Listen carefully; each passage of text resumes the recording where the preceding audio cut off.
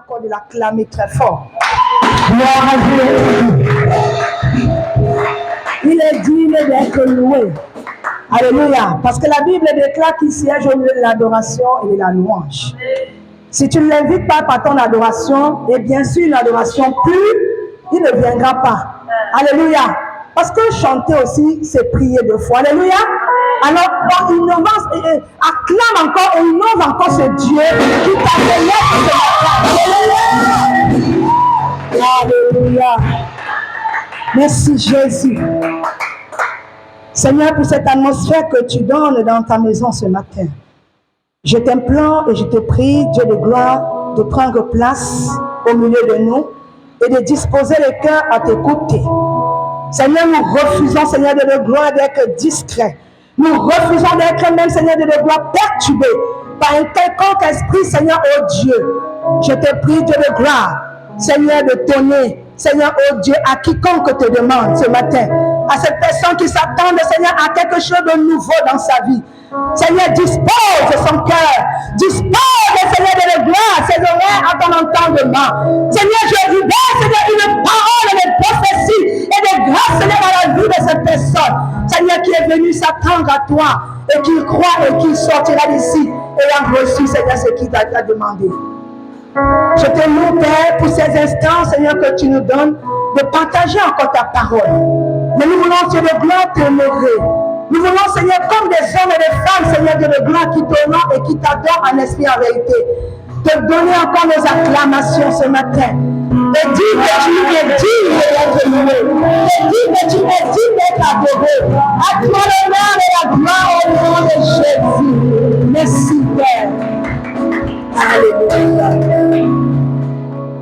J'aimerais qu'avec les chants, nous entendons ce chant qui me vient à l'esprit. Nul n'est comme toi. J'espère que les chants connaissent ces paroles. Aucun homme ne touche mon cœur comme toi. Alléluia. Calmement, calmement. Jésus. Oh Jésus. Nul n'est comme toi.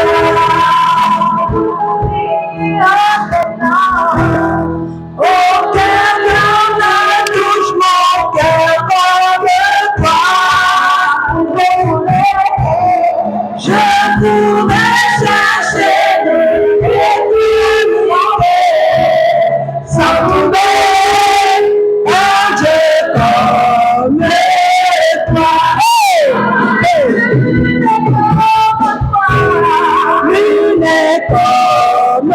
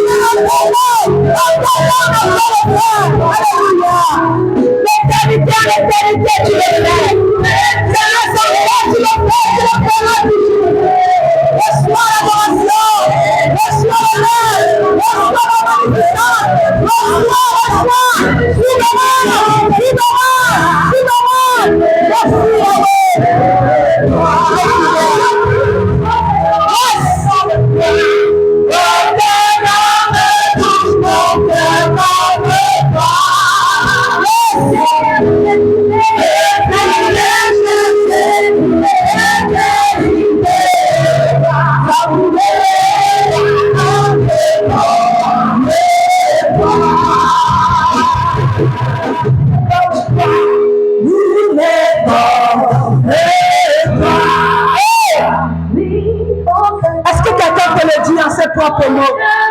Touche mon cœur ce matin, Dieu.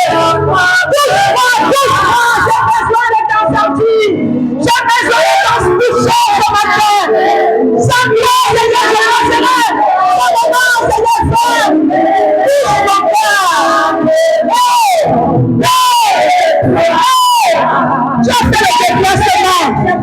Tu as fait le déplacement. Alléluia.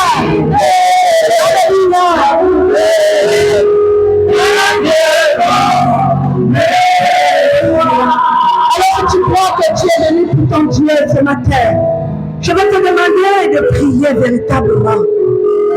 Nous sommes dans le temps de la fin. Et trop de choses sont en train de se passer devant toi. Peut-être que tu vas voir des choses, tu vas dire c'est naturel, c'est normal. Tu vas normaliser la chose, putain, ce n'est pas le cas. Mais ce matin, il s'agit de toi. Le Seigneur veut toucher ton cœur. Est-ce que tu te laisses toucher par ce Dieu? Est-ce que tu es disposé? Alors demande-lui simplement de te toucher. C'est toi qui le feras. C'est toi qui dois faire le premier pas. Dieu est présent, la grâce est disponible. Il est dans notre cœur et il demande simplement. Il te demande simplement d'ouvrir la porte de ton cœur. Oh Yahweh! Merci Yahweh, merci, merci. Merci de toucher. Merci de toucher. Merci. Merci de toucher. Donne un corps nouveau. Donne un corps nouveau. Donne-lui ton esprit ce matin, afin qu'il voie et qu'il voie au-delà de ses yeux physiques. Donne-lui, donne à cette femme la possibilité, Seigneur, de voir au-delà, de jeter, Seigneur, de jeter son filet plus loin que ce qu'elle avait fait. Alléluia. Donne-lui la possibilité de jeter son filet plus loin. Alléluia. Alléluia. Oui, Dieu est vivant. Oui, mon Rédempteur est vivant. Pouvez dire Job. Il est vivant pour quiconque croit en lui. Il est disponible pour quiconque s'attend à recevoir de lui ce matin. Est-ce que c'est ton cas bien-aimé ce matin? J'espère que tu n'es pas venu parce qu'on te l'a dit. J'espère que tu n'es pas venu par cynisme. J'espère que tu n'es pas venu pour apprendre simplement un propos dominical. J'espère que tu es venu pour adorer le roi des rois, le Seigneur, le paraclet, celui-là qui donne la force et la victoire à tous ceux-là qui ont perdu l'espoir, qui se sont trouvés dans le découragement. Il est présent. Il est présent. Oui, je puisse te le dire, il est présent. Et le Saint-Esprit est en train de s'agiter dans la salle. Cherchant qui donnait la grâce. Cherchant qui lui donnait sa faveur. Il suffit simplement d'être disposé. Sois disposé. Je te prie de ne pas être ailleurs ce matin. Parce que le Seigneur a promis, donner à quiconque demande. Il a promis, donner à celui-là qui va lui demander quelque chose de précieux pour sa foi. Oui, alléluia. Oui, Seigneur. Oui, Seigneur. Regarde cet homme qui frappe. Regarde cette femme qui frappe à la porte du salut, à la porte de la guérison, à la porte du travail, à la porte, Seigneur, de la fécondité. Regarde, que cette porte s'ouvre maintenant. Que cette porte s'ouvre maintenant. Et elle s'ouvre devant toi. Et elle s'ouvre devant toi. Elle s'ouvre devant toi. Elle s'ouvre devant toi. Au nom de Jésus. Merci, Yahweh. Merci, Yahweh. Merci, Yahweh. Merci, Yahweh. Tu es digne de louange. À toi l'honneur et la gloire. À toi l'honneur et la gloire.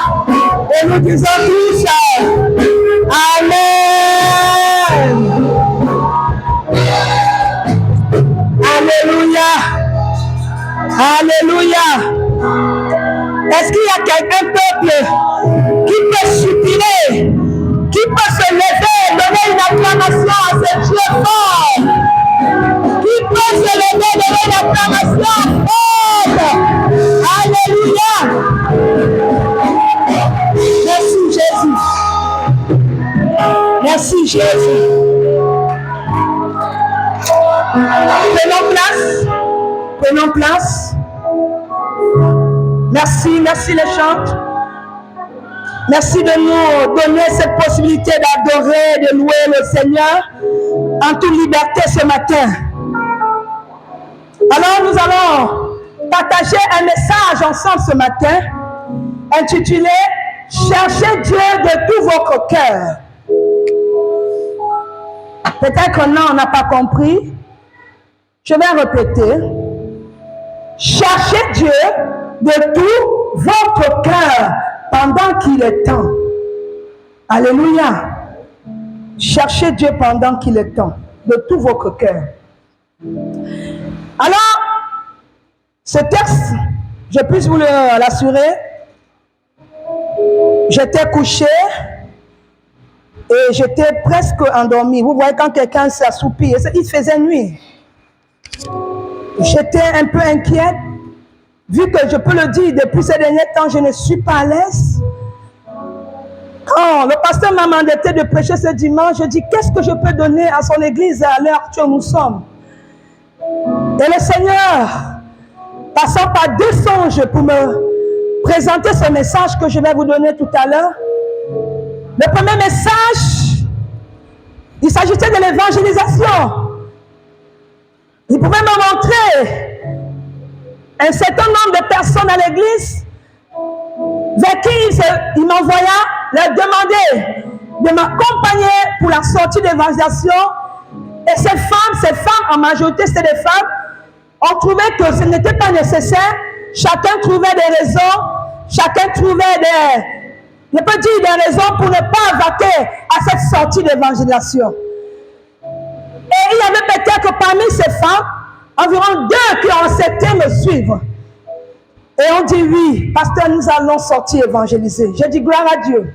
Et dans le second songe, il pouvait dire, je pouvais l'entendre de manière audible, dit à l'église, cherchez-moi, cherchez-moi, cherchez-moi. L'église s'est détournée de ma face, mais dis-leur, cherchez-moi, je suis là. Si vous ne me cherchez pas, je ne me laisserai pas trouver. Mais tant que l'église restera à se préoccuper de ses propres affaires, le Seigneur aussi va se taire et gardera silence.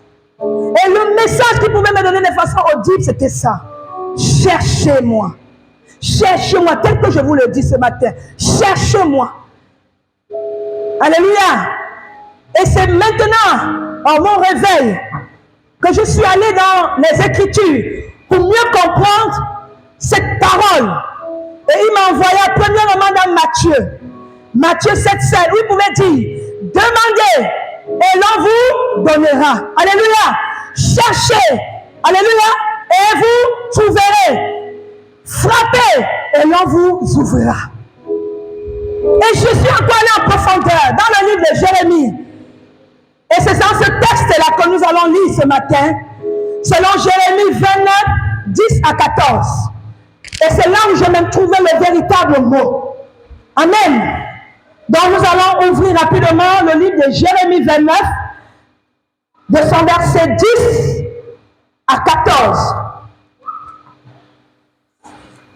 Nous avons la parole de Dieu. Je lis la parole de Dieu dans Jérémie chapitre 29, verset 10 à 14.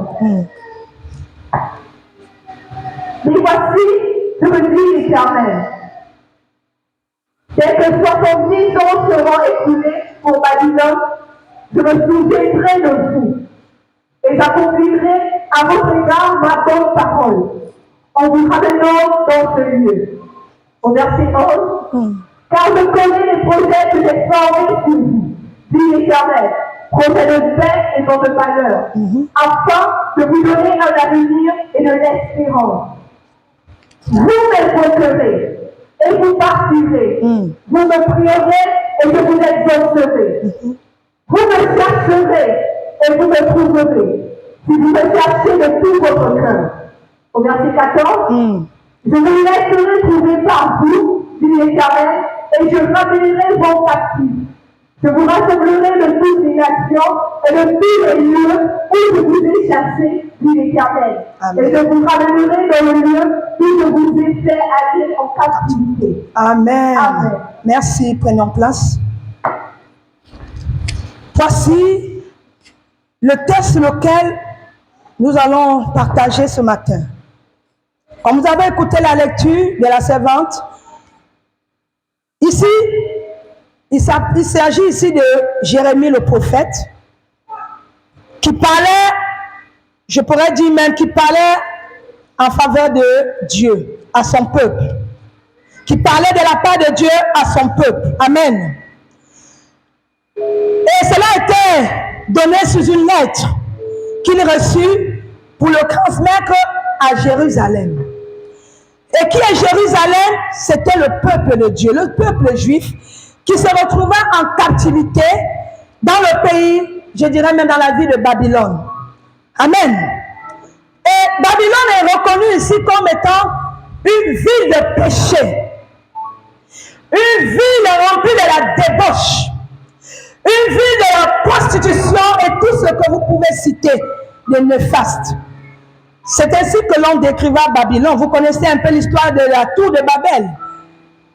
Lorsque Dieu a confondu le langage des hommes, c'est là-bas que tout cela se passe.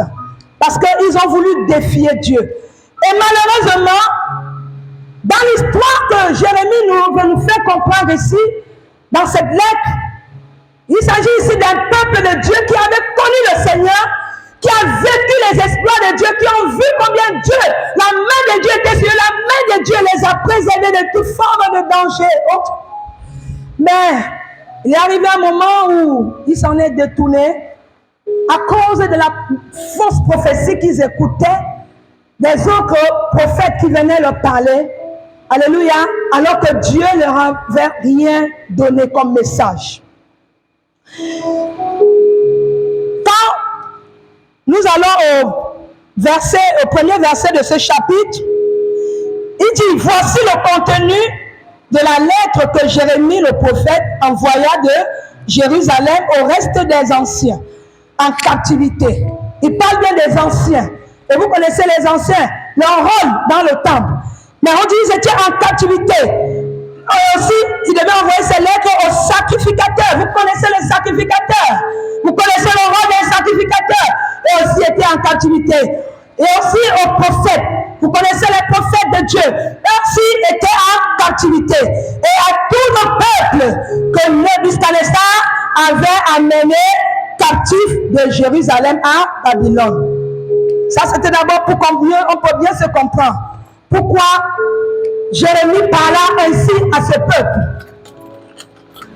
Alors, avant de rentrer dans le vif même du message de ce matin, je suis allé, comme j'ai l'habitude de le faire, de chercher le thème. Chercher, c'est quoi? Chercher, chercher. Parce que le mot retentissait toute la semaine encore. Je dis, mais chercher là. On a souvent entendu chercher, chercher. Mais chercher, c'est quoi? C'est un verbe. Alléluia. Chercher signifie se déplacer. Amen. Chercher signifie parcourir un lieu à un autre.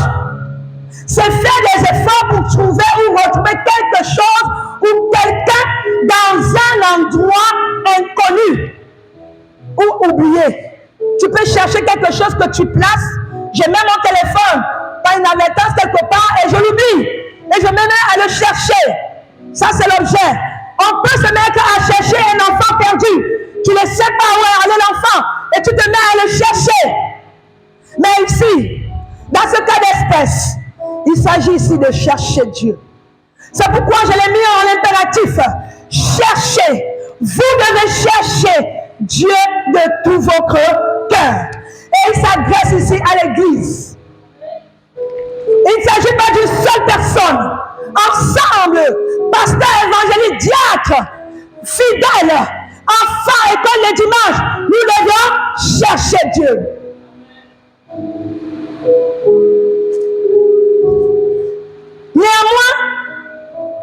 La parole était adressée à Jérémie.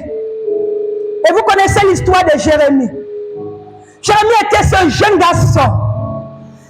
Tout comme les jeunes aujourd'hui aspirent au mariage. Il avait aussi des désirs charnels. Mais à un moment donné, Dieu l'appela. Parce qu'il était consacré, pas pour se marier, mais pour faire l'œuvre de Dieu. Et Dieu lui dit, fils, depuis le ventre de ta mère, je t'avais choisi. Je t'ai consacré pour que tu arraches, pour que tu abattes, pour que tu ruines, pour que tu détruises, pour que tu bâtisses et que tu plantes. Voilà la vocation principale ou bien primitive de Jérémie.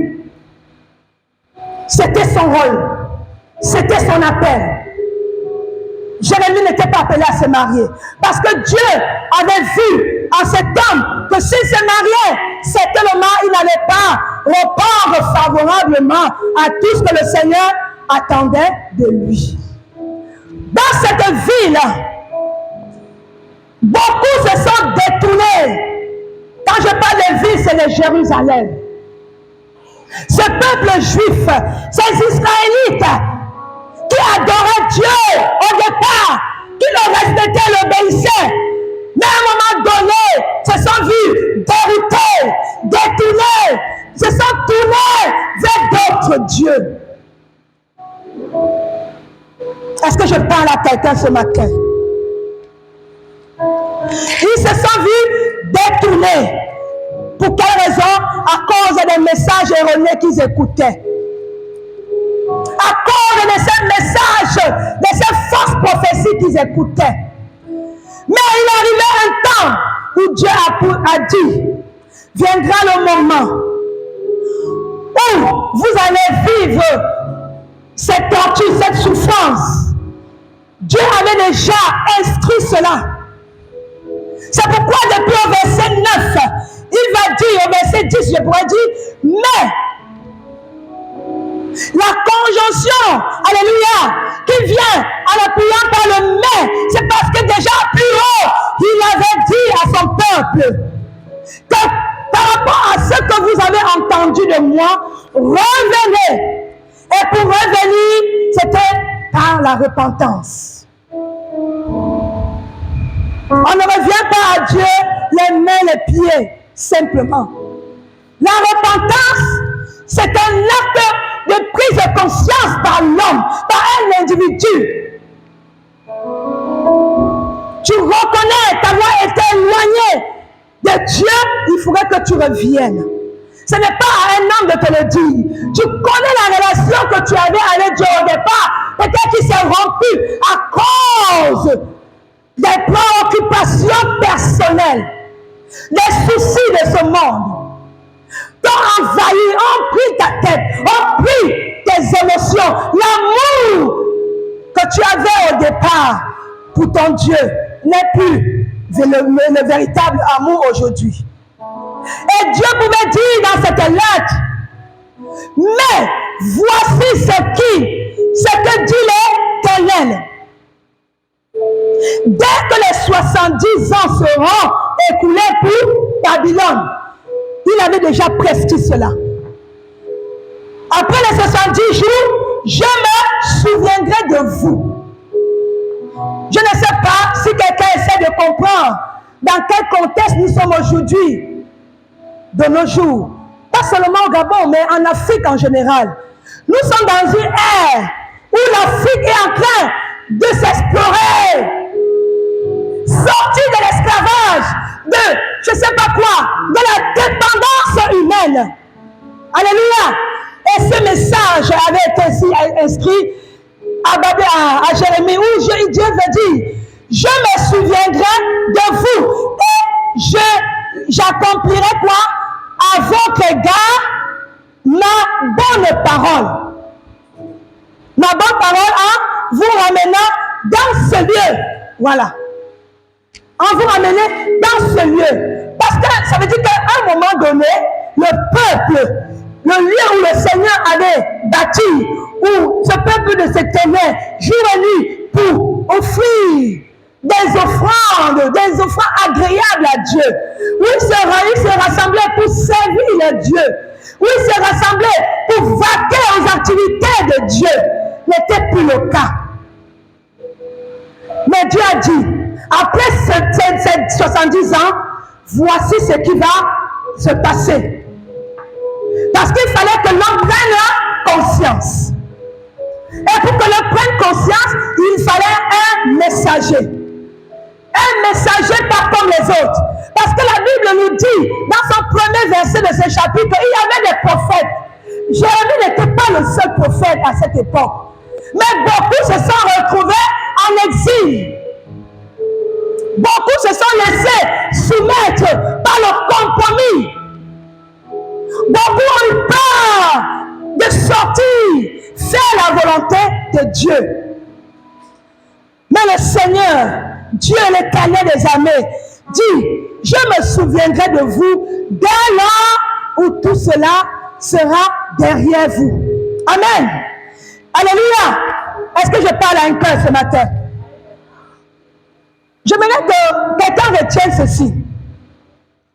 Dieu ne va jamais venir vers l'homme si l'homme ne le cherche pas.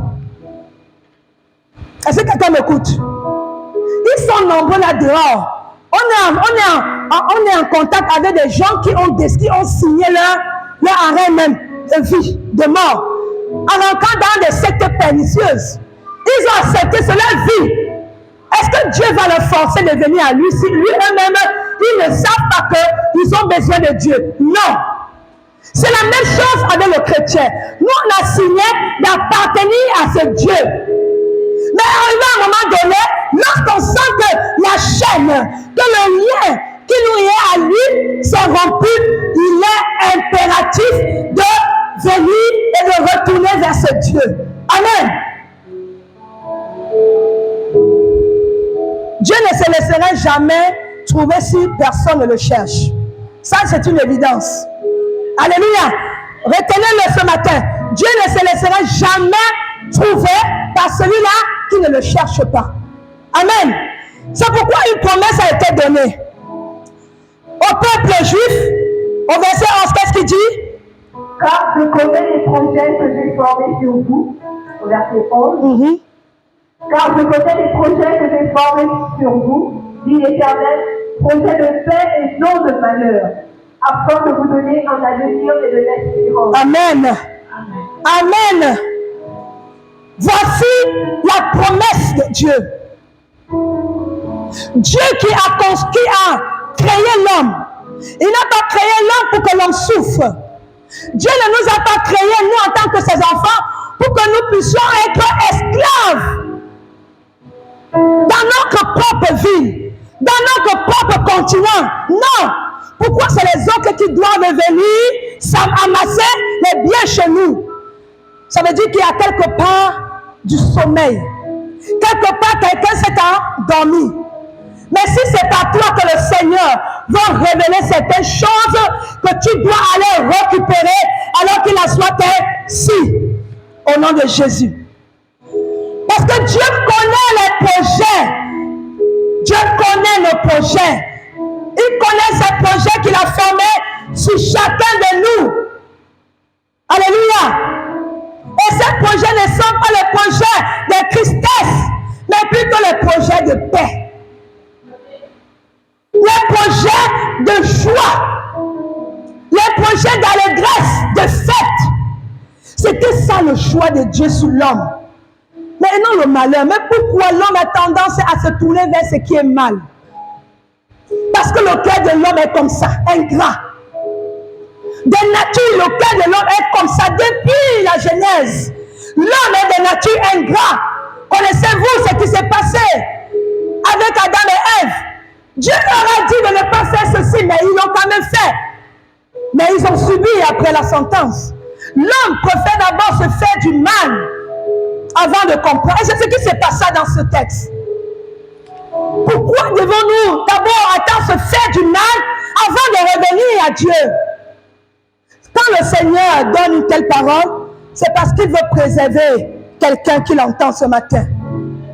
Il y a certainement un danger auquel tu cours, mais le Seigneur permet que tu écoutes cette parole afin d'éviter ce danger dans ta vie. Amen.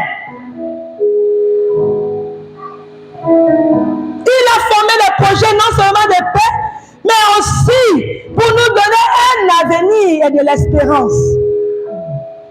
Un avenir et de l'espérance. Ça veut dire quoi? Celui-là qui croit, tu peux traverser des situations compliquées aujourd'hui. Mais dis-toi en toi-même, le Dieu qui m'a appelé ne me laisserait pas mourir dans cette situation. Alléluia. Parce que David lui-même l'a expérimenté et il est arrivé au bout, vers la fin de sa vie, dit, je n'ai jamais vu le juste mendier là de faim, mourir de faim, encore moins même sa postérité. Est-ce que quelqu'un le croit? Pourquoi ne croyons-nous pas, ou bien ne croyez-vous pas à ce que Dieu déclare dans sa parole? C'est pourquoi je me suis amusé ici à ressortir 3 aspects importants. Alléluia. Dans cette lettre que Jérémie avait reçue à transmettre à Jérusalem. Premier point, le peuple était confronté à la soumission babylonienne. Alléluia. Et cette soumission-là les amenait à être assujettis. Est-ce que quelqu'un comprend? À être dominés, à vivre dans la torture, dans le martyre, la souffrance. Pour trouver à manger, il fallait peut-être être le lèche-botte d'un Égyptien, je ne sais pas qui, ou d'un Babylonien, d'un circoncis. Et c'est ce qui nous arrive aujourd'hui. Parce que je veux le travail, je suis prêt à tout. Même s'il faut donner mon corps, pourvu que j'ai le travail, alors je le ferai. Ça serait ni vu ni connu. Qui le sera d'abord d'ailleurs? Tu ne dois pas accepter le compromis parce que tu veux forcément quelque chose. Tu ne dois pas forcer. Il y a des choses auxquelles les enfants de Dieu ne doivent même pas forcer. Quand tu crains Dieu, les choses, comme il a dit, comme je l'ai dit en poli, selon Matthieu 7,7, il dit, celui-là qui demande, reçoit. Demandez et l'on vous donnera. Et ce nom-là est nous pour qui? C'est Dieu. Si Dieu nourrit les oiseaux du ciel, moi j'ai appris à voir les choses de manière naturelle. Je contemple la nature et la nature me parle. Là où nous habitons, là nous sommes maintenant en contact avec un peu la forêt. Et la nature me parle longuement. Quand je vois certaines bêtes, certains mille-pattes petits, Nathanaël et Yaris m'appelaient ça l'escargot. Je dis, mais ces petites chenilles, je ne sais pas, les petits mille-pattes là, pourquoi ils existent? Ils existent parce qu'ils ont aussi une utilité sur terre. Et comment ils arrivent à vivre? C'est-à-dire qu'ils se nourrissent forcément de quelque chose. Alléluia. Et qui les nourrit? C'est Dieu. Est-ce que quelqu'un me suit? Ce n'est pas toi qui as été créé à l'image de Dieu qui va en souffrir. Non. Ne nous laissons pas assujettis. Ne nous laissons pas dominer. Parce que si tu te laisses dominer, c'est que tu as accepté la situation que tu vis. Alléluia. Tu dois dire non. Et c'était ça, l'appel de Jérémie. C'était ça le rôle de Jérémie. De ramener le peuple qui vivait en captivité vers le Seigneur, vers ce Dieu qu'ils avaient abandonné. Parce que ce n'était pas agréable aux yeux de Dieu de voir ses enfants vivre ainsi. Ça, c'est le premier point que j'ai relevé. Et le second point, j'ai relevé ceci, la résignation à vivre pendant un certain temps en exil. Peut-être qu'aujourd'hui, tu vis de manière cachée. Peut-être parce que tu as honte, peut-être parce que tu as peur, peut-être parce que ce que les gens attendaient de toi dans ta famille ou bien ailleurs, ne l'ont pas vu en toi. Et tu te résignes, tu te mets en aparté. Ce n'est pas que c'est Dieu qui te demande de le faire, mais tu le fais de manière volontaire. Tu te dis, moi je préfère vivre comme ça dans ma vie. Alléluia. Mais ce n'est pas le cas. Eux, ils ont vécu en exil à cause de l'oppression qui pesait sur eux. Ce n'était pas de manière volontaire. Ils ont vécu longtemps, durant ces années, en exil, à cause de l'oppression qu'ils subissaient. Et qui sont ces personnes qui subissaient l'oppression? On a parlé plus haut, les anciens, les prophètes de Dieu.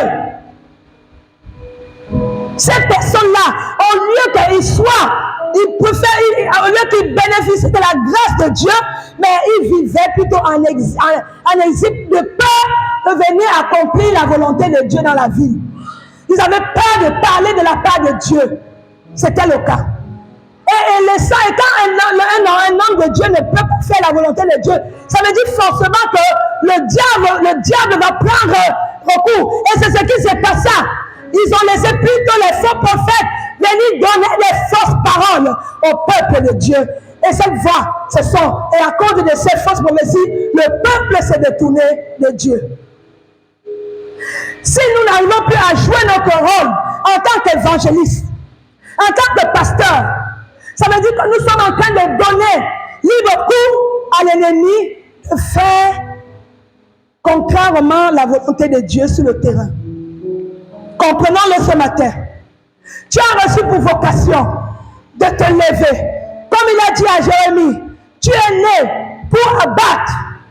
Tu es né pour arracher d'abord et tu es né pour abattre. Tu es né pour bâtir et tu es né pour planter. Quel est ton rôle ce matin? Es-tu né pour seulement venir t'asseoir les dimanches? Es-tu né pour accomplir les desseins de Dieu dans ta vie? Es-tu né pour faire ce qui plaise à Dieu? Ou es-tu né pour te laisser dominer par les circoncis? Parce que cette personne a plus de moyens et tu te laisses dominer par ce qu'il possède comme matériel éphémère. Alors que celui-là qui donne le matériel et la richesse, il donne au-delà, à l'infini même, de ce que nous n'imaginons pas qu'il puisse nous le donner. Pourquoi marchons-nous ainsi? Pourquoi acquistons-nous le Saint-Esprit que Dieu a mandaté dans nos vies? Pourquoi? Mais ce matin, tu vas prendre conscience et tu vas prendre un engagement sincère devant ton Dieu. Alléluia. Troisième point que j'ai toujours relevé.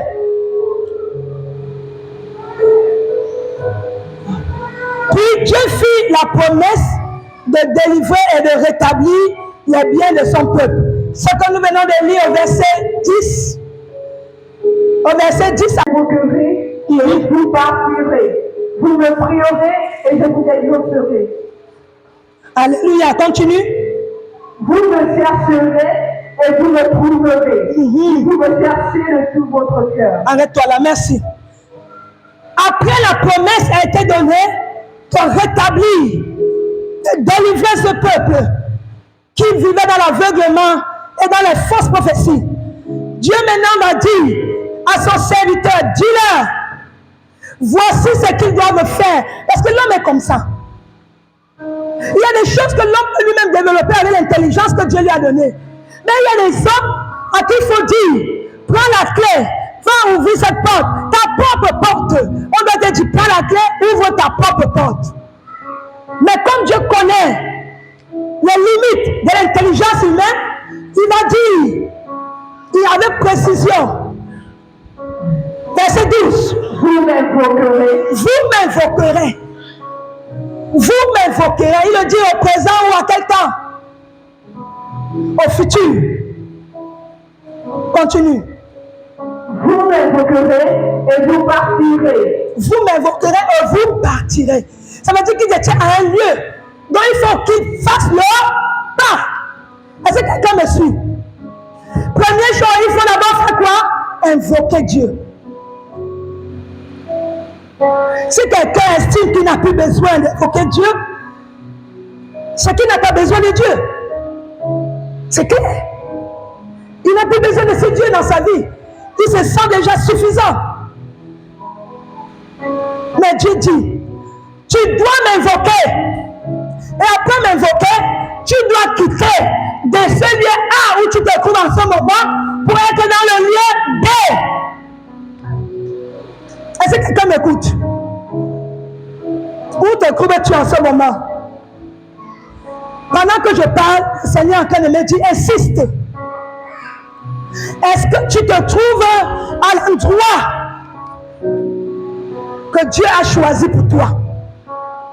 Rentre en toi-même. Réalise ces paroles. Est-ce que la manière dont tu as invoqué Dieu tous ces derniers jours, penses-tu que ton invocation était sincère? Est-ce que l'invoquer suffisait? Mais Dieu dit, c'est bien. Tu as commencé à comprendre que tu as besoin de moi. Mais quitte là où tu es, parce que ce n'est pas là-bas où je t'ai appelé. Viens dans ma maison et sers-moi. Continue, maman. Vous m'invoquerez et vous m'appuierez. Vous me prierez et je vous exaucerai. Alléluia. Alléluia. Alléluia. La conclusion est donnée. Et vous prierez et je vous exaucerai. Le contraire, je crois dans Matthieu 7, 21, il dit, ce n'est pas forcément tous ceux-là qui m'appellent Seigneur, Seigneur. Est-ce que quelqu'un me suit? Qui rentrera, ou bien qui rentrera dans mon royaume. Mais c'est plutôt ceux-là qui auront choisi de faire ma volonté. Et ce sont ces personnes que le Seigneur reconnaîtra. Amen. Invoque Dieu de tout ton cœur. Crains-le. Quitte. Peut-être là où tu es, Dieu ne trouve pas son intérêt. Quitte de là où tu es. Le Seigneur est en train de te parler encore. Quitte de là où tu es. Fais le pas. Le pas n'est pas de marcher aveuglement. D'aller au lieu où le Seigneur t'appelle. Parce qu'il a dit c'est là-bas où il a procuré en toi la paix et te donner un avenir meilleur de l'espérance. À moins que le Seigneur parle. Et comme certaines personnes ont l'habitude de faire, parle, je pars. Mais il y a des paroles auxquelles nous devons faire attention. Ici, c'est la voix de l'Éternel qui parle lui-même. C'est l'Éternel qui est en train de sonner là. Il est en train d'appuyer sur le bouton. Invoque-moi. Invoque-moi. Et reviens à moi. Tes prières, quelles que soient tes requêtes, elles seront exaucées. Quel que soit ce que tu me demanderas, cela te sera donné. Alléluia. Au verset 11 à 13, oui. Vous me chercherez et vous me trouverez. Si vous me cherchez de tout votre cœur. Alléluia. Je m'attendais à une église et dit Amen.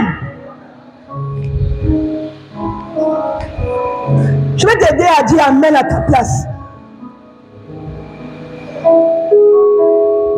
Ce n'est pas moi qui invente. Je vous ai dit cette parole, c'est le Seigneur lui-même qui m'a donné pour vous.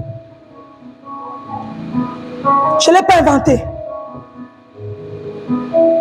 C'est qu'il y a un besoin éminent dans l'église.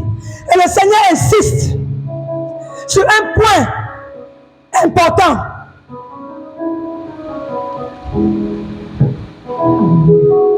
Vous me chercherez et vous me trouverez. Vous voyez? Plus loin, il dit vous m'invoquerez. Et maintenant, plus bas, il dit vous me chercherez. Tu peux invoquer Dieu sans le chercher. Est-ce que quelqu'un m'écoute? On peut invoquer Dieu. Oui, Seigneur, j'ai besoin de toi. Oui, Seigneur, maintenant, toi, tu fais le sur-place. Tu ne bouges pas. Est-ce que quelqu'un me suit? On peut invoquer Dieu. Ça veut dire que tu peux être dans ta chambre, sur ton lit couché, tu invoques Dieu. Il va venir. Mais tu ne le cherches pas. Comment on cherche Dieu? C'est là la véritable question. C'est là même le véritable souci entre Dieu, entre l'homme et Dieu.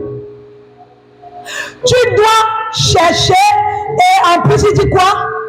Vous me chercherez et vous me trouverez si vous me cherchez de tout votre cœur. Alléluia. Si vous me cherchez de tout votre cœur, il se laissera trouver J'aime bien quand il dit selon Ézéchiel 33, verset 11. Oui, il dit, ce n'est pas que je déteste le pécheur, non. Il ne déteste pas le pécheur. Il dit qu'il faudrait, ce que je désire, c'est que le méchant c'est le pécheur, qu'il se détourne de ses voies, qu'il prenne la décision de prendre une bonne conduite et de revenir à moi. J'aime bien, allons-y dans Ézéchiel, parce que j'ai paraphrase. Ézéchiel 33, 11. Ézéchiel, chapitre 33, Oui. au verset 11. Dis-leur, je suis vivant, dit le Seigneur l'Éternel, ce que je désire, ce n'est pas que le méchant meure, c'est qu'il change de conduite et qu'il vive. Revenez de votre mauvaise voie. Et pourquoi mourriez-vous, maison d'Israël? Alléluia. Merci, maman. Je cherchais ça.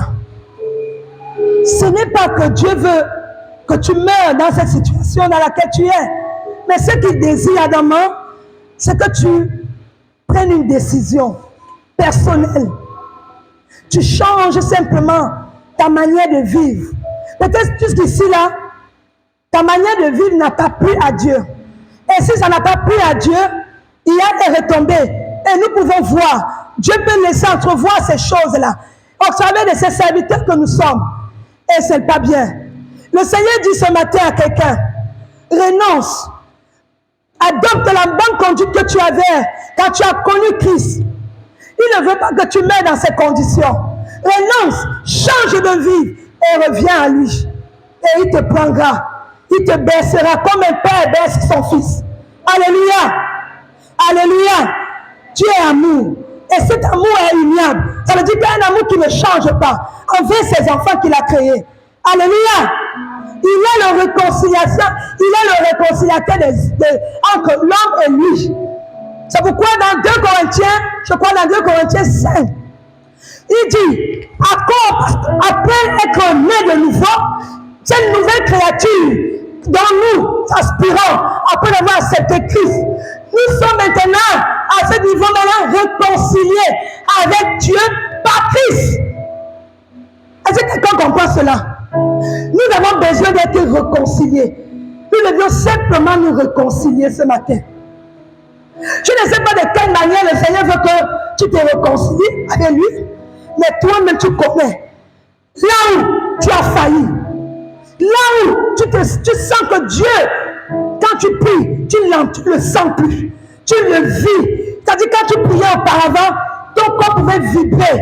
Tu pouvais ressentir cette force surnaturelle qui pouvait sortir de toi. Tu ne vis plus cela. Alors dis-toi, tu n'es pas loin de la mort spirituelle. Quand le réveil disparaît dans ta vie, c'est la mort qui prendra simplement la place. Cherchons à nous réconcilier ce matin. C'est ce que le Seigneur demande. Cherche à te réconcilier et fais l'œuvre d'un bon évangéliste. Je m'adresse pas seulement aux évangélistes. Un évangéliste, c'est celui-là qui parle de Christ. En tant que chrétien que nous sommes, au moins que tu ne l'es pas encore, tu es appelé à prêcher Christ autour de toi. Alors si tu ne le fais pas, ça veut dire que toi-même tu as délibérément choisi d'être comme ce peuple-là qui a décidé de vivre en exil. Ils avaient la parole en eux, mais ils ont choisi de vivre en exil, de peur qu'on leur coupe la tête. Mais Jérémie était aussi confronté à tous ces problèmes. Sa vie était risquée, mais il a choisi. C'était son choix de vivre pour le Seigneur et d'accomplir les desseins de Dieu. Alléluia. Toi aussi tu dois faire de même. S'il est possible que tu meurs pour Christ, alors qu'il en soit désir, ton âme au moins sera sauvée. Ça ne sert à rien d'amasser les choses de la terre et à la fin mourir cadeau. Et toutes ces années que tu auras vécu, qu'est-ce que tu auras donné à Dieu? Qu'est-ce que tu auras dit à ton Dieu là-haut? Relevons-nous, bien-aimés. Relevons-nous. Alléluia. que Dieu désire voir dans son église, ça c'est un autre point que j'ai relevé. Ce que Dieu désire voir dans son église, allons-y dans 1 Jean 5, 14 à 15. 1 Jean, chapitre 5, verset 14 à 15. Non. Allons d'abord dans Jean 4, 23. Tu gardes le 1 Jean 5. Jean 4, verset 23. Le Père vient et est déjà venu où les vrais adorateurs adoreront le Père en esprit et en vérité. Amen. Car ce sont là les adorateurs que le Père demande. Alléluia. Amen. Le Père recherche dans son église ce matin des véritables adorateurs, des véritables adoratrices. Ce matin, on a adoré, n'est-ce pas? C'est bien. Mais le Seigneur voudrait que tu en fasses de ça une vie d'adoration. Et je dis, ce n'est pas seulement l'adoration des lèvres. Il faut vivre cette adoration. C'est comme un parfum. Un beau parfum. Ce beau parfum que l'on ressent. Dont les gens ont envie simplement de rester à tes côtés. Oh, tu sens bon. Et c'est ce parfum que le Seigneur recherche. Dans nos vies de prière. Dans notre vie de méditation. Est-ce que quelqu'un m'écoute véritablement? Dieu veut que lorsque tu prendras la décision, après ce moment, dis Seigneur, je veux t'offrir désormais une adoration digne de ce nom que je porte à moi. Parce que tu recherches des adorateurs, non pas de lèvres, mais qui? Des adorateurs comment? Qui t'adorent en mensonge. En mensonge, c'est ça? Dans ma Bible, c'est un mensonge. Dans ta Bible, c'est un mensonge, je sais évangéliste. En vérité. Donc, ça veut dire que soyons vrais. Si ton adoration ne plaît plus à Dieu, ça veut dire que quelque part, ton adoration est fausse. Ou bien, voilà donc ce que le Seigneur désire. Il veut voir une église bien portante, unie, mobilisée, qui donne et qui ressorte en milieu d'eux cette adoration vraie, pure, sincère. Et c'est là, il dit plus à la fin de ce verset quoi? Ce sont là les adorateurs que le Père demande. Voilà. Il a précisé. Ça veut dire qu'il y a une distinction. Il y a des gens qui adorent Dieu, pas de la bonne manière, pas de manière vraie. Mais ça veut dire aussi que d'un côté, il y a un peuple de Dieu qui l'adore de manière vraie. Et ce sont ces types d'adorateurs que le Père recherche dans son église à l'heure où nous sommes. Si tu ne dis pas Amen, ce n'est pas mon problème. Un adorateur, ce n'est pas forcément celui-là qui chante. Peut-être qu'on parle d'adorateur, les gens voient le chant seulement. Non. Ton comportement doit refléter l'adoration digne.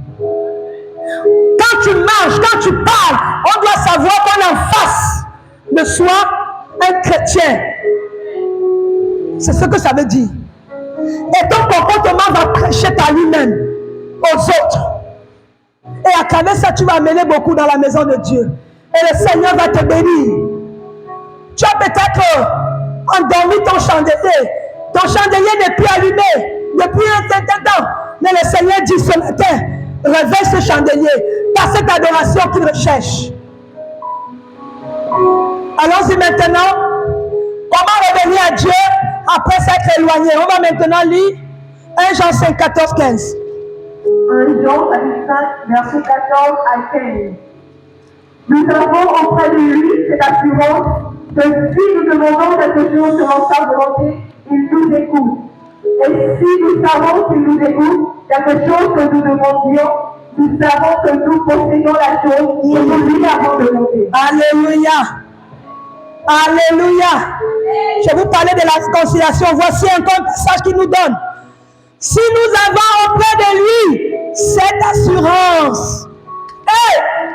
La prière d'assurance, cela manque à beaucoup. Je peux vous le dire. Il y a aujourd'hui les chrétiens qui prient C'est comme pour multiplier juste les mots. Oui, Seigneur, tu connais ma situation. Qu'est-ce que j'ai encore te demander? Seigneur, donne-moi le travail. Seigneur, donne. Seigneur, bénis mon projet de mariage. Il s'arrête là. Le Seigneur dit, tu as fini. Ok. Suivant maintenant, c'est que l'apôtre Jean dit ici, nous avons auprès de lui, quoi?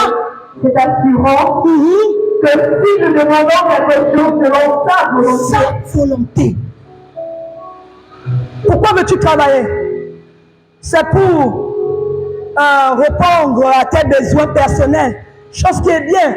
Pour ne pas être dépendant des autres. C'est bien. Mais est-ce que, après qu'il va te donner ce travail, tu seras encore là, disponible pour lui? Il regarde. Il y a des choses, je veux dire. Le Seigneur parfois donne parce que tout le monde a insisté. Mais ce n'était pas le moment.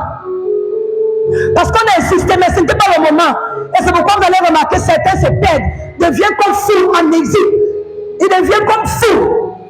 Parce que ils ont demandé des choses alors qu'ils n'étaient pas prêts à bien gérer ce qu'ils demandaient à Dieu. Beaucoup vont même quitter l'assemblée. Beaucoup vont même aller s'asseoir maintenant à la maison. Parce que quoi? Ils n'avaient rien compris lorsqu'ils demandaient la chose à Dieu. J'en connais beaucoup. Oh Seigneur, le problème de stérilité là, moi-même je n'en avais pas. Mais je priais pour les gens, les femmes qui n'avaient pas d'enfants. Et Dieu donna les enfants à ces femmes. Mais malheureusement, on se rend compte que ces personnes ne sont plus à l'église. Ces personnes sont délogées. Ils ne sont même plus chrétiens aujourd'hui. Beaucoup sont rétrogradés. Beaucoup. N'en parlons même pas le travail. Il y a des gens, quand ils mettent déjà les vestes, ils sont derrière un volant d'un véhicule. Oh, tu peux parler à quoi cette personne? C'est fini. Il ne sait pas que le dispensateur de la richesse, celui-là qui lui a donné ce dont il est en train de se vanter aujourd'hui avec, est capable de le lui arracher en un seul jour. Mais on dit, Dieu ne se repent pas de ses grâces. C'est parce que Dieu est amour. Mais mal, c'est pourquoi on dit la grâce est trompeuse. Est-ce que quelqu'un me suit? C'est pourquoi Proverbe pouvait s'amuser à dire la grâce est trompeuse. Ne nous fions pas à la grâce. Mais il est important que lorsque tu es béni, il faut savoir davantage adorer celui-là qui te bénit. Il faut davantage le célébrer au travers de ceux qui te donnent. Parce que c'est le faisant qui va te donner encore plus. Alléluia. Au verset 15. Au verset 15. Et si nous savons qu'il nous écoute, quelque chose que nous demandions, nous savons que nous possédons la chose que nous lui avons demandé. Amen. Amen. Si nous savons qu'il nous écoute, parce que plus loin il a dit, si tu demandes selon sa volonté, il nous écoute. Et si nous savons qu'il nous écoute, quelle que soit la chose que nous lui demandions, nous savons que nous possédons déjà la chose. Il anticipe. Quelqu'un qui demande quelque chose à Dieu avec foi, assurance, dans la prière, il doit croire qu'il possède déjà la chose qu'il a demandé à Dieu. Et il doit vivre comme ayant déjà reçu cette chose. Mais il y a des gens que je connais, tant que Dieu ne sait pas encore, n'a pas encore matérialisé la chose, ils vont vivre la vie comme des malheureux. C'est à peine même que tu vas dire à la personne, venons sortant à évangéliser. La personne va te raconter tous ces bobos, tous ces déboires. C'est compliqué. Et lorsqu'il va te parler de tous ces déboires-là, qu'est-ce que tu peux encore dire? Tu vas simplement lui dire que le Seigneur te bénisse et tu vas partir. Parce que c'est compliqué. Il y a encore beaucoup qui n'ont pas encore compris que lorsque tu demandes à Dieu quelque chose, crois déjà que tu as reçu la chose et vis aisément ta vie. Et le diable, il est très futérisé. Et il sait comment il tient beaucoup dans cette situation-là. Et quand il dit beaucoup, les chrétiens,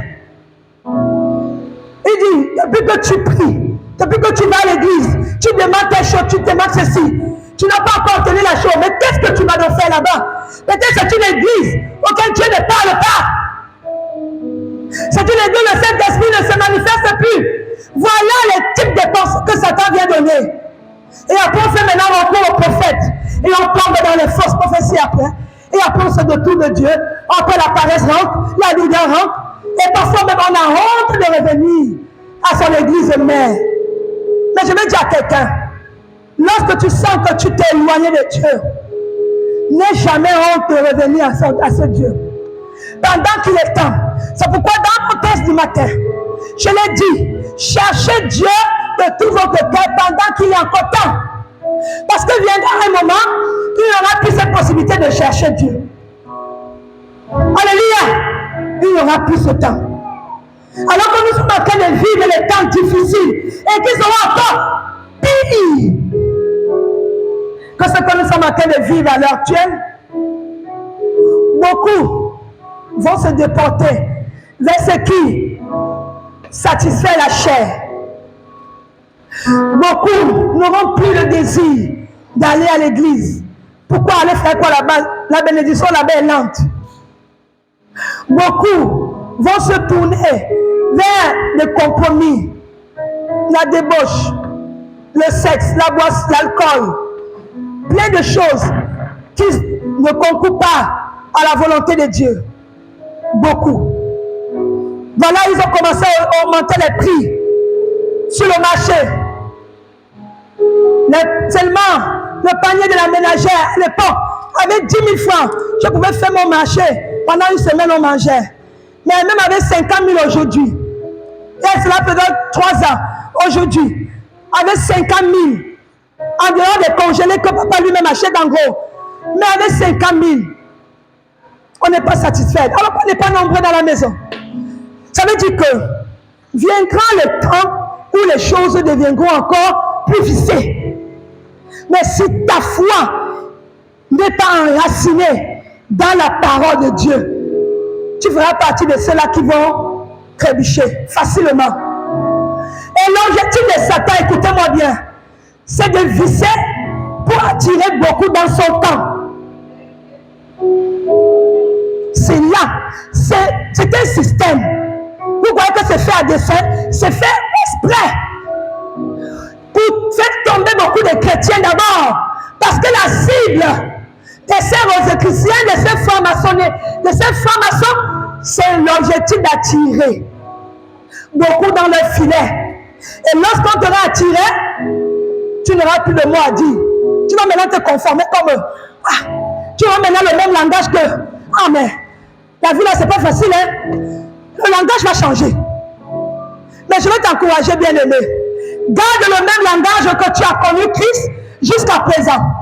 C'est dur, c'est compliqué.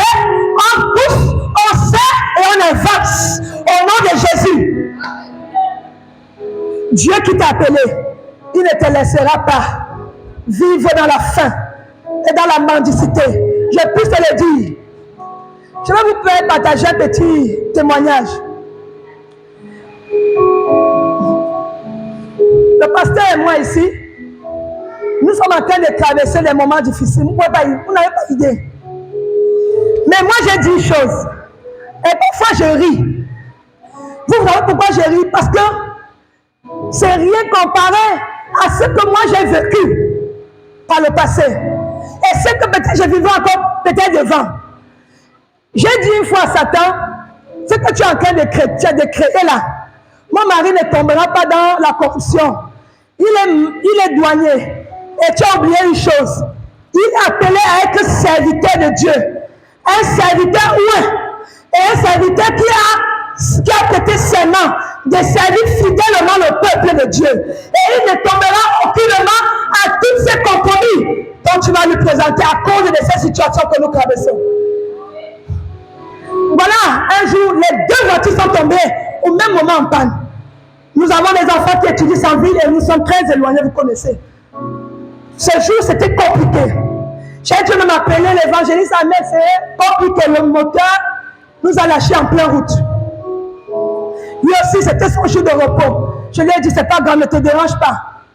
Je trouverai une solution. Alléluia. Il y a des moments comme ça. Satan va viser. Et Dieu va se mettre à l'état pour observer ton attitude. Non seulement les 2 voitures, l'autre là-bas, le moteur.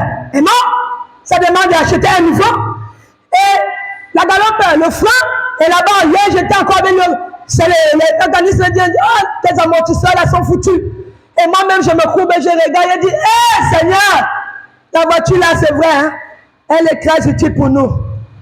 Là, même quand on roulait le vendredi, le tuyau d'échappement était percé. C'est par la grâce que nous avons pu déposer les enfants et avant de retourner au garage. Mais le Seigneur, il n'y avait rien dans les poches. Suivez bien. Il a appelé un frère du côté d'Aguébé, là, qui est mécanicien, qui a souvent l'habitude de le dépanner. Oh, voilà la voiture. Qu'est-ce qu'il veut? Là-bas aussi, dit la mairie, les chasse. On est obligé d'amener la voiture avec lui quelque part dans une maison en cachette pour régler le problème de le tuyau d'échappement. Et lui n'avait rien. Parce qu'il faut payer le camion après. Ce n'est pas le frère qu'on devait payer, parce que de lui, on peut payer après. Il est allé voir aussi un de ses contacts maliens. Le monsieur a fait bien le travail. Jusqu'à la fin, on commence à dire, bon, on va t'envoyer le témoin après. Vous savez que quand un mécanicien travaille, il faut bien lui payer sur place. C'est le frère qui a sorti l'argent. Et il a dit, moi, je te donne parce que c'est ma famille. Prends d'abord. Le reste, je t'enverrai en témoin. J'ai dit, Seigneur, à toi la gloire. À toi la gloire. Ça m'a parlé. J'ai dit, comment un tel frère ne sera pas béni après? Pourtant, lui-même, il nous présentait ses déboires.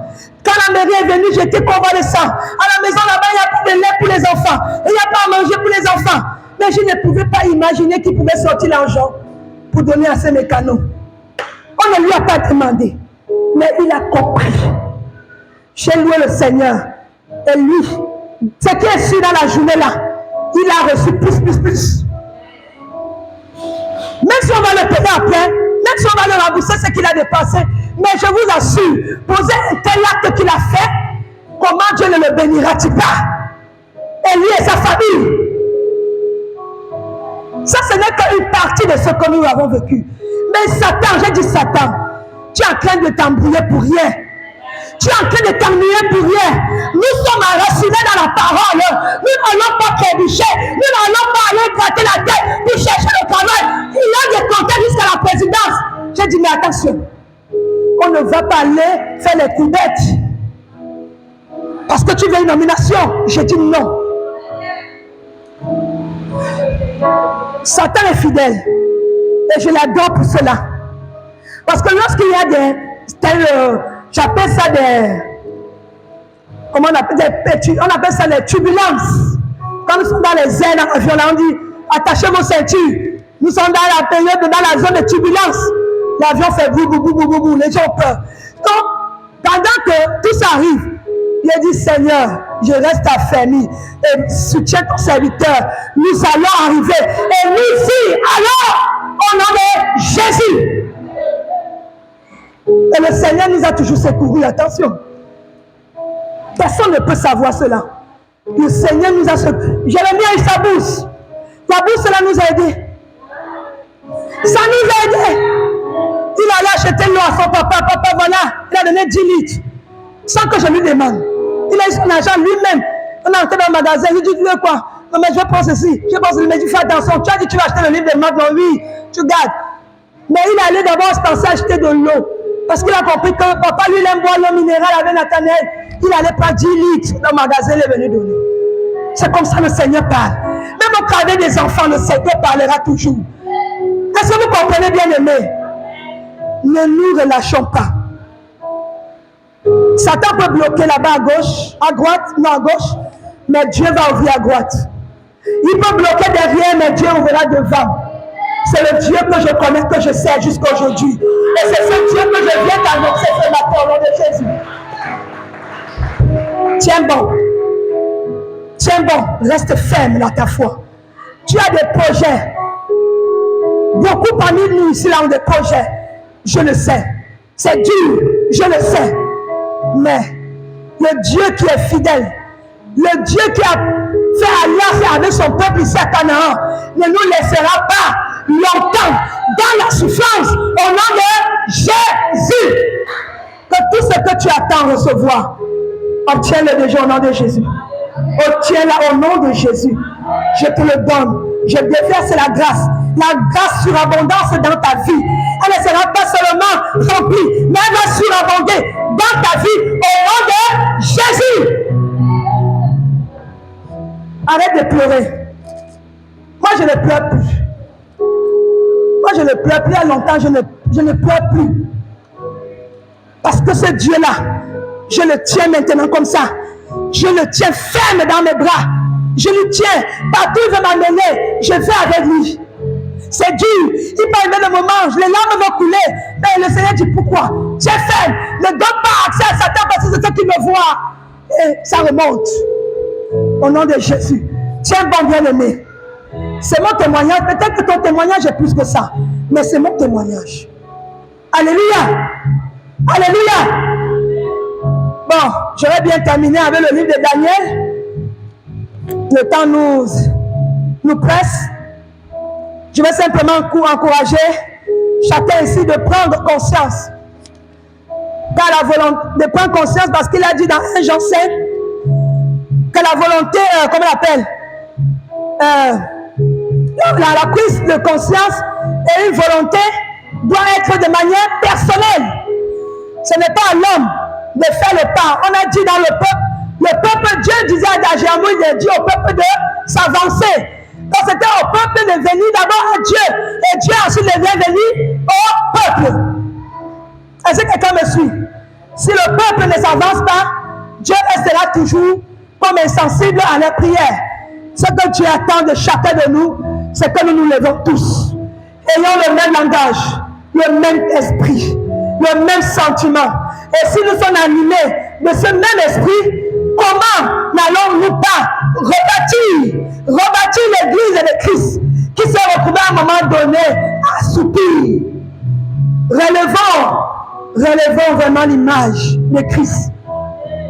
Venons là où nous avons laissé notre service, notre ministère. Parce que Dieu nous a confié un ministère. Chacun de nous l'a reçu. Il est important de faire naître ce ministère dans ta vie. Au nom de Jésus. Au nom de Jésus. Dieu est fidèle. Est-ce qu'on peut un peu lire Daniel 9? Je vais terminer par là. Daniel 9, à partir du verset 2. Là où je vais te demander d'arrêter, tu vas arrêter. Daniel, chapitre 9, oui. À partir du verset 2. La première année de son règne, moi, Daniel, je vis parmi lui qui devait s'écouler 66 ans dans les rues de Jérusalem. D'après le nombre des années dont l'Éternel avait parlé à Jérémie, le prophète. Je tournais ma face vers le Seigneur Dieu afin de recourir à la prière et aux supplications, en jeûnant et en prenant le sac et la sonde.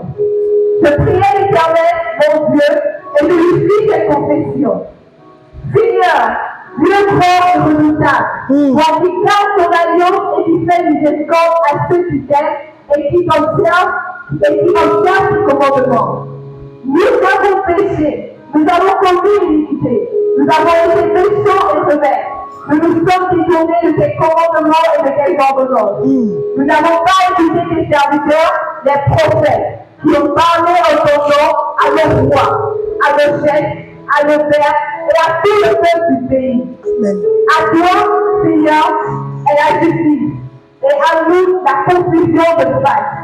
En ce jour, au sang de Juda, aux habitants de Jérusalem, et à tout Israël, à ceux qui sont près et à ceux qui sont loin, dans tous les pays où tu les as chassés à cause des infidélités dont ils se sont rendus coupables envers toi.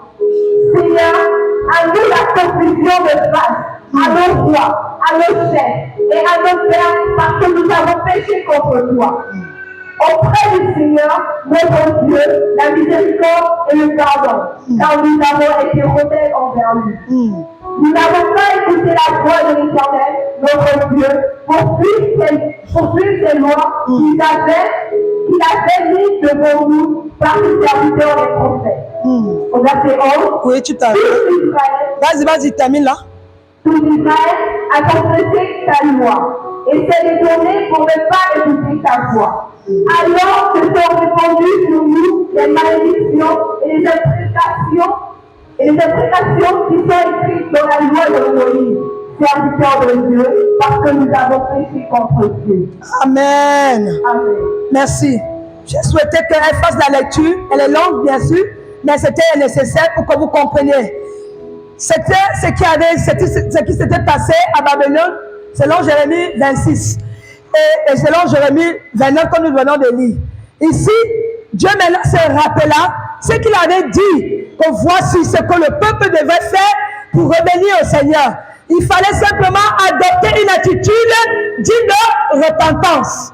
Et c'est ici une des stratégies que Daniel avait obtenues pour pouvoir implorer le pardon de Dieu en faveur du peuple. Est-ce que vous comprenez? Donc, à un moment donné, nous devions nous repentir. Repentir n'est pas forcément parce que tu as forniqué, parce que tu as volé, tu as menti. Mais nous repentir parce que nous avons laissé trop de temps, des choses se sont passées, et à un moment, l'Église a pris un coup. Le fait de négliger l'œuvre de Dieu, c'est aussi une manière d'avoir offensé Dieu. Et le Seigneur demande à son peuple que nous sommes de revenir. Quelle que soit la faute posée, nous devons revenir. Revenons à notre Dieu ce matin. Revenons à Dieu ce matin. Alléluia. Revenons à Dieu. C'est nécessaire. Et le Seigneur veut que nous nous repentions sincèrement. Le Seigneur veut rétablir son Église. Le Seigneur veut parler à son Église. Le Seigneur a fait de nous des prophètes, des prophétesses. Il y a des prophètes au milieu de nous. Mais il se veut que beaucoup n'écoutent plus la voix de Dieu. Beaucoup sont à l'écart de Dieu. Beaucoup veulent écouter que ce que le cœur leur demande d'écouter. Et ce matin, comme l'a dit Daniel 9, revenons. Ayons cette attitude de repentance, comme dans le deuil. Quand on est dans un esprit de repentance, nous devions adopter une attitude de deuil, une attitude de pardon, d'imploration. La prière de supplication doit maintenant être notre prière phare. La prière même aussi peut, la repentance aussi peut se présenter sous forme de jeûne. Ce n'est pas aussi mauvais de jeûner. Lorsque tu sens que tu as perdu la face de Dieu, reviens à lui. Alléluia. Nous devons rechercher la face de Dieu. Et il faut aussi, et il est aussi important pour toi de te mettre en retrait, si possible. Si c'est nécessaire, mets-toi en retrait. Un temps soit peu. Si le Seigneur te dit, mets-toi en retrait pour moi, j'ai des choses à te communiquer, fais-le. Si c'est une semaine, 3 jours, je ne sais pas combien de temps le Seigneur veut que tu te mettes en retrait. Juste pour écouter ce qu'il a te donné. Parce qu'il veut réveiller le héros que tu étais hier. Il veut réveiller la héroïne que tu étais hier, qui ne l'est plus aujourd'hui. C'est important et c'est nécessaire pour le compte de l'église de Canaan. Alléluia. Alléluia. Il est important d'écouter les hommes que Dieu a placés aussi devant toi. Écoute-les. Peut-être qu'on a l'habitude de les voir, à blaguer avec nous, à jouer avec nous, mais vous ne connaissez pas leur relation avec Dieu. C'est que Dieu a la capacité de donner à eux, contrairement à toi, tu ne le sais pas. Écoute ces personnes. Si le peuple n'écoutait pas Jérémie, ils ne seront pas en train de revenir à Dieu. Alléluia. Ils pouvaient négliger Jérémie parce que c'était un jeune garçon, un bon garçon. Il n'était pas marié. Beaucoup pouvaient chercher même à le séduire. Mais ce n'était pas le cas. Mais ils se sont contentés à écouter ce que le messager de Dieu avait à dire pour leur vie, pour sauver leur salut au nom de Jésus. Et c'est ce que le Seigneur demande à son église à ce moment où nous sommes. Cette situation, cette crise que nous sommes en train de traverser dans nos églises, en particulier dans la mission. Le Seigneur veut particulièrement parler à Canaan. Je ne sais pas, mais le Seigneur s'adresse particulièrement à nous ici à Canaan. Réveillons-nous. C'est l'heure de se réveiller. Nous avons trop dormi. Nous sommes donnés trop de repos. Réveillons-nous. Au nom de Jésus. Au nom de Jésus. Au nom de Jésus. Si tu crois véritablement que le Seigneur te parle ce matin, tu vas te mettre sur tes 2 pieds et tu vas l'acclamer en signe de remerciement. Merci Jésus. Merci Jésus. Merci Jésus. Merci Papa. À toi l'honneur et la gloire. À toi l'honneur et la gloire. Alléluia. Tu mérites la louange et l'honneur.